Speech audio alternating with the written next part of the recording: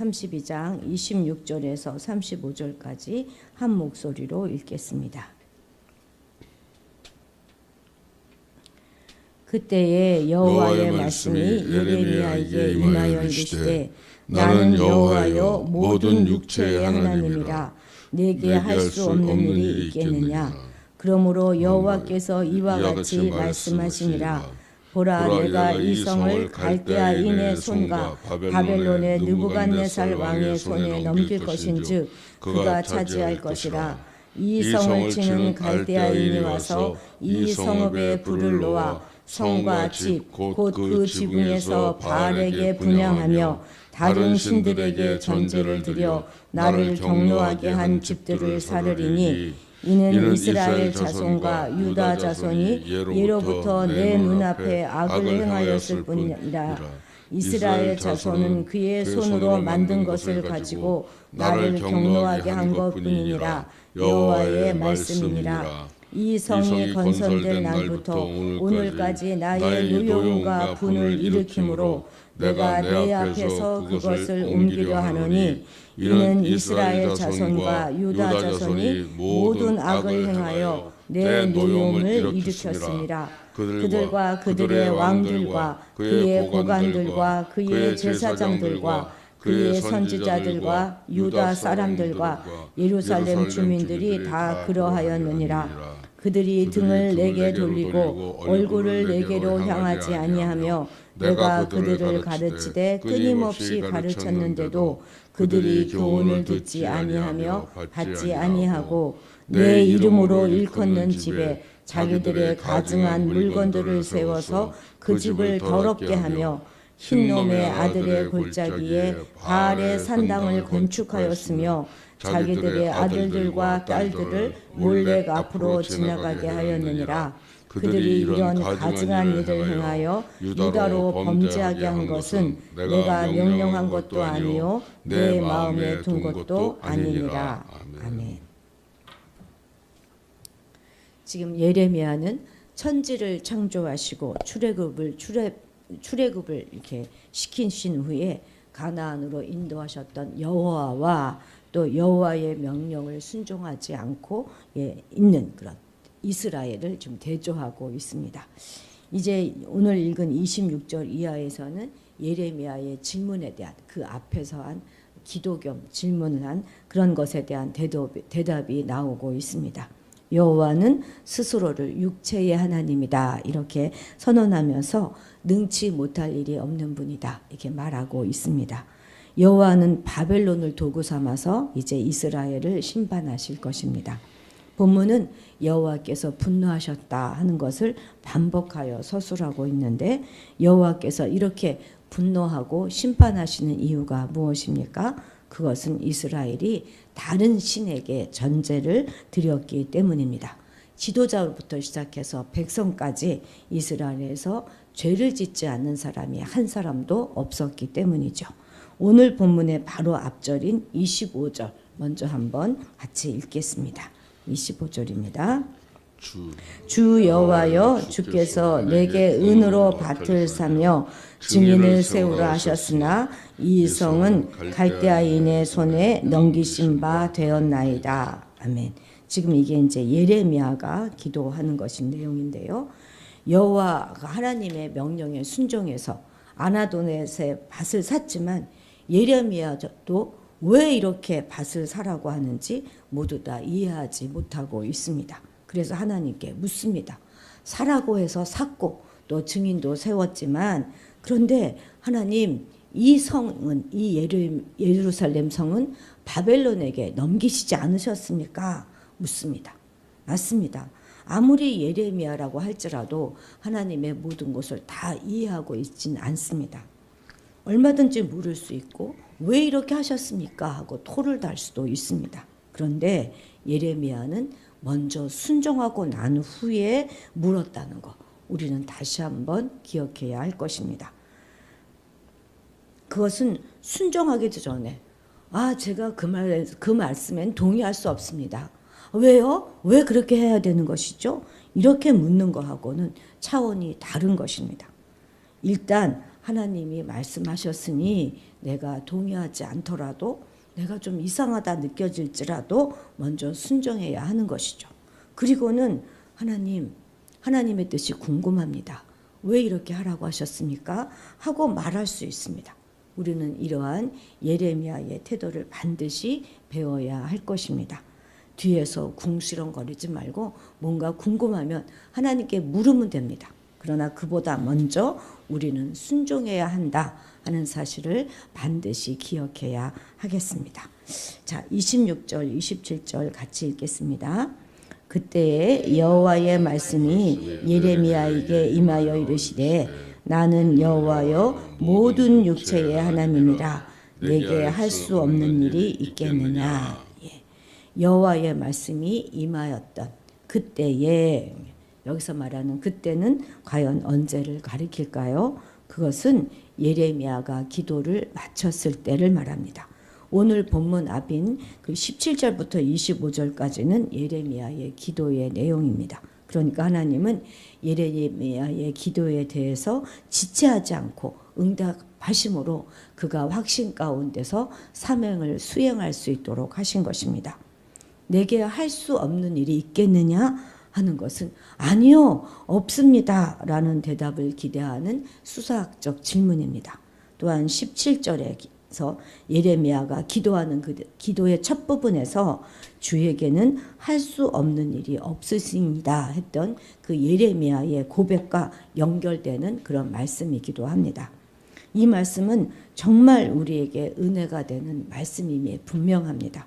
하나님은 정말 능치 못함이 없으시는 우리의 하나님 아버지이십니다. 그분 안에서는 모든 일이 가능합니다. 그래서 우리는 이 말씀을 통해서 큰 은혜를 받습니다. 여호와 하나님은 출애굽도 가능하게 하셨고 홍해도 건너게 하시고 요단강에도 건너게 하시고 그리고 가나안 입성도 가능케 하셨습니다. 정말 크고 놀라우신 우리 하나님 아버지시죠. 그래서 우리는 우리의 모든 고난과 환난 가운데서도 반드시 길을 내실 분이시다 하는 사실을 믿음으로 큰 은혜를 받습니다. 그런데 우리가 이 대목에서 반드시 기억해야 될 것이 있는데 하나님께서는 하나님의 공의에 맞지 않으면 택한 백성이라도 전쟁에서 패하게 하실 수 있는 분이십니다. 성전도 이방인들에게 짓밟히게 할 수도 있습니다. 그리고 이방 나라에 당신의 백성조차도 팔려가게 하실 수 있다는 사실입니다. 바로 그 크신 능력으로 그렇게 하실 수 있다는 거예요. 놀랍게도 바벨론에게 유다가 망한 것은 여호와 하나님의 무능 때문이 아니라 그분의 능력을 증명하는 것이다. 이렇게 말씀하고 계시는 것입니다. 그분이 모든 육체의 하나님이시고 할 수 없는 일이 없는 분이시기 때문에 자기 백성을 바벨론에게 넘겨주신 거예요. 그래서 우리는 정말 두려움으로 하나님의 능력 앞에 무릎을 꿇어야 하는 것입니다. 무엇이든지 다 하실 수 있다는 그 사실을 언제나 나에게 좋은 것만, 나 좋을 대로만 해주실 것이라고 생각하는 것은 정말 오해 중에도 큰 오해입니다. 물론 심판만이 아니라 70년 만에 회복해 하시는 것도 하나님의 능력을 증명하는 놀라운 일이 될 것입니다. 하나님의 백성이 회개하고 자기 죄에서 돌이키면 하나님은 다시 회복시켜 주실 수 있는 그런 하나님이시라는 것을 우리는 잊지 말아야 하겠습니다. 그래서 우리 하나님 나라 백성은 우상 숭배하지 않고 오직 하나님만을 사랑하는 백성이 되어야 함을 다시 한번 반드시 깨달아야 할 것입니다. 31절 같이 읽겠습니다. 이 성이 건설될 날부터 오늘까지 나의 노여움과 분을 일으킴으로 내가 내 앞에서 그것을 옮기려 하노니. 아멘. 이 성이 건설될 날부터, 그 말은 무슨 말이겠습니까? 다윗이 여부수 족속이 차지하고 있었던 이 예루살렘 성을 정복하고 이스라엘의 수도를 삼았던 그때부터 말하는 것입니다. 그러니까 예루살렘의 죄악, 곧 우상 숭배의 죄악은 이스라엘이 예루살렘을 정복하여서 수도를 삼아선 그때부터 지속되어 왔다 하는 것입니다. 물론 다윗 시대에는 예루살렘의 우상 숭배는 없었죠. 그죠? 그러나 다윗이 죽고 솔로몬이 즉위하자 상황은 많이 달라졌습니다. 솔로몬도 즉위 초에는 아버지 다윗을 본받아서 어느 정도 경건함을 유지했습니다마는 그래서 또 성전도 건축하였죠. 그러나 그의 신앙은 이방 여인들과 정략 결혼을 한 이후부터는 점점 변질되기 시작했고 이방신을 섬기고 그 이방신을 위한 산당도 짓기 시작하였습니다. 이후로 예루살렘에서는 우상 숭배가 근절되지 않았고 계속되어져 내려왔어요. 비록 아사 왕이라든지 여호사밧 왕같이 그런 아주 선한 왕이 즉위할 때마다 종교개혁이 이루어지기도 하고 산당이 폐사되기도 하였지만 그렇다고 완전히 청결된 적은 없었습니다. 이러한 일은 무려 400년 가까이나 지속되어져 왔던 것입니다. 참 이스라엘도 즐기지만 이것은 역으로 하나님의 인내하심도 얼마나 대단한 것인가 하는 것을 우리에게 잘 보여줍니다. 하나님께서는 이스라엘 백성들이 당신의 이름을 두기 위하여 선택한 그 성읍을 우상으로 더럽히기를 400년 동안이나 하였음에도 불구하고 그들을 바로 심판하지 않고 인내해 오신 것입니다. 심지어 유다 말기에 이르러서는요, 성전에조차도 우상을 숭배하는 그런 만행을 저질렀습니다. 하나님과 하나님의 자비로우신가 인내를 시험해도 이렇게까지 할 수는 없는 것입니다. 이방인들 중에서도 이런 것은 정말 보기 힘든 모습이죠. 세상에 자기 신들을 이와 같이 모독하는 민족이 또 있겠습니까? 결국 하나님께서는 당신의 인내를 시험하는 이스라엘 백성들을 멸하시되 완전히 황폐함에 떨어지도록 그렇게 만들어 버리셨습니다. 하나님께서 공의롭지 못하거나 능력이 없어서 죄인을 심판하지 않고 오래도록 참으시는 거 결코 아닙니다. 하나님께서 인내하시는 것은 그 죄인들을 긍휼히 여기사 회개하고 구원에 이르기를 원하시기 때문입니다. 따라서 그들이 끝내 하나님께 회개하기를 거부함으로 하나님의 인내를 시험한다면 그들은 하나님의 가공할 만한 심판을 받고 영원한 멸망에 이를 수밖에 없는 것입니다. 우리 성도들은 하나님의 인내를 멸시하는 세상의 악한 자들을 본받지 말고 우리의 연약함과 죄성을 경계하면서 늘 하나님 앞에 회개하는 삶, 죄를 멀리하는 삶을 살아야 하겠습니다. 35절 같이 읽겠습니다. 흰놈의 아들의 골짜기에 바알의 산당을 건축하였으며 자기들의 아들들과 딸들을 몰렉 앞으로 지나가게 하였느니라.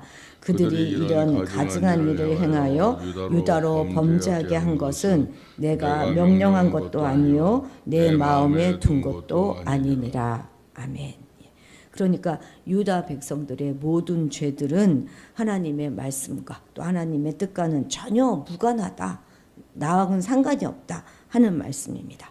여기서는 유다의 죄를 두 가지로 지금 소개하고 있는데요. 먼저 첫 번째는 흰놈의 아들 골짜기에 바알의 산당을 건축했다는 것입니다.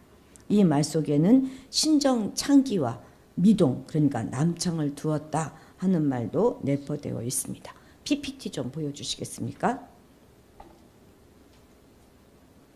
네, 지금 여기 보이는 것 같이 성전산이라고 되어 있는 곳이 이제 예루살렘 성전이 있는 곳입니다. 그곳을 중심으로 해서 오른쪽이 기드론 골짜기고 왼쪽이 흰놈의 아들 골짜기예요. 골짜기 이름입니다. 저도 참 이름이 이상해서 그랬는데 흰놈의 아들 골짜기.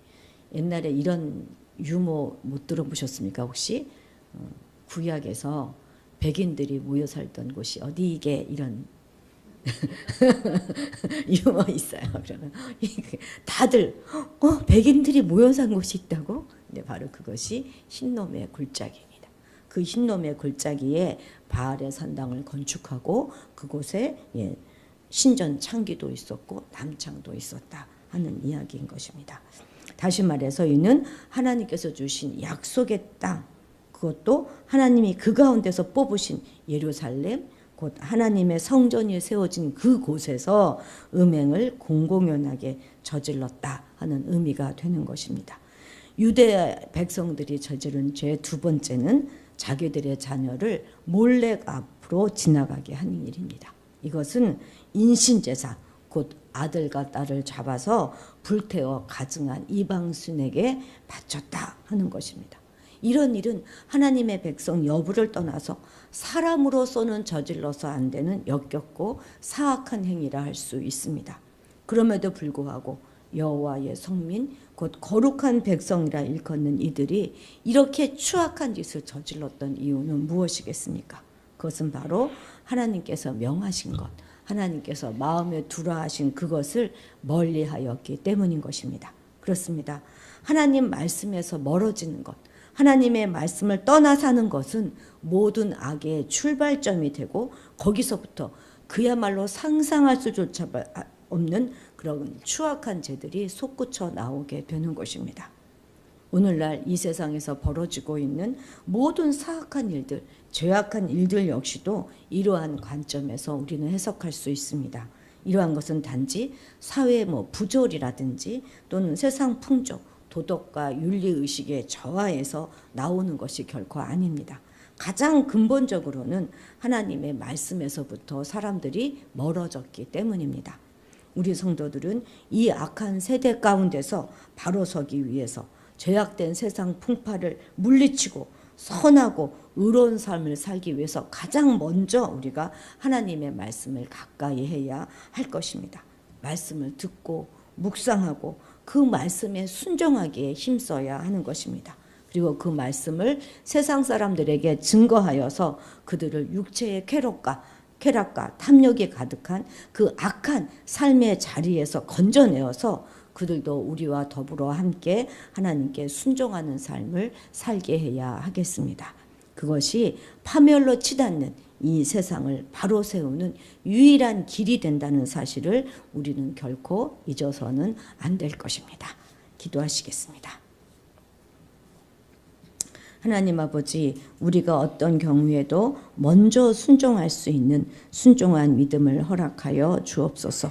늘 우리 좋을 대로 사랑의 하나님만을 묵상하며 만만히 생각하는 것이 아니라 공의의 하나님을 향한 두려움을 잃지 않게 하옵소서.